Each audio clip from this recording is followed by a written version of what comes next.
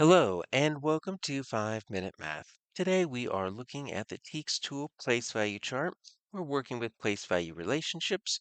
We have a problem related to TEKS 3.2b and we will solve it in 5 minutes or less.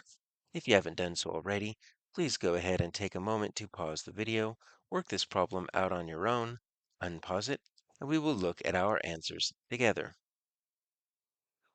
So we've got three students. We've got Carlos, Maya, and Leo, and we are trying to figure out which of these models represent the same value. So they're using these base 10 blocks and they're building it in slightly different ways. So it looks like the biggest place value piece I see is a hundreds flat. And so I'm just going to build my place value chart and I'm just going to use 3 columns. It seems like it's pretty simple. Hundreds, tens, and ones. And let's just write the value of each of these. All right, so let's start with Carlos, and I'm going to give him a row. I'm going to put all of them on the same place value chart, Carlos, Maya, and Leo, and that's going to help me organize my thinking so it's super easy to compare which ones are exactly the same. All right, so that's going to be Leo. Let's start with Carlos. Carlos seems like he's pretty straightforward. So he's got a 100 flat right here. So that's going to be 100. All right, so I can put that right there. And then I've got 3 tens. All right, so I got 3 tens. I don't have any ones, so we can just say 0 ones. All right, so it looks like he's put 130. If I wanted to write this in expanded form, that could also help. I've got 100 plus 3 tens, which is 30. All right, so Carlos is finished. Maya, oh, that's a lot of tens. Maya did not use any hundreds. So let's take a look at our tens. I've got 1, 2, 3, 4, 5, 6, 7, 8, 9, 10, 11, 12, 13. Maya's got 13 tens. Well, look what happens if I put 13 tens right there.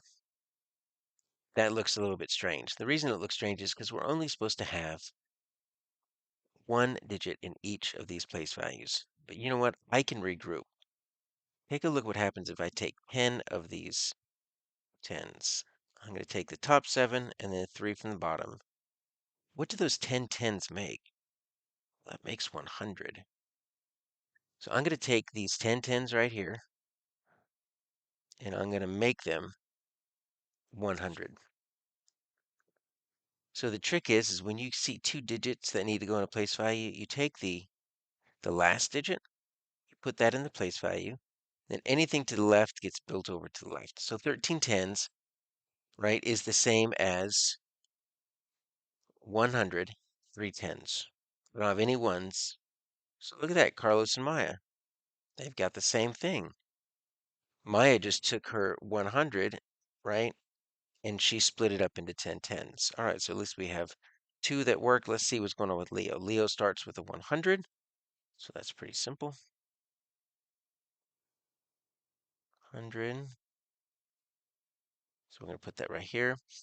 Leo's got 2 tens. All right, that's going to go right there. Now look at these over here. It's not quite a 10. These are actually ones. Leo's the only person that's actually used ones. 1, 2, 3, 4, 5. I've got 10 ones.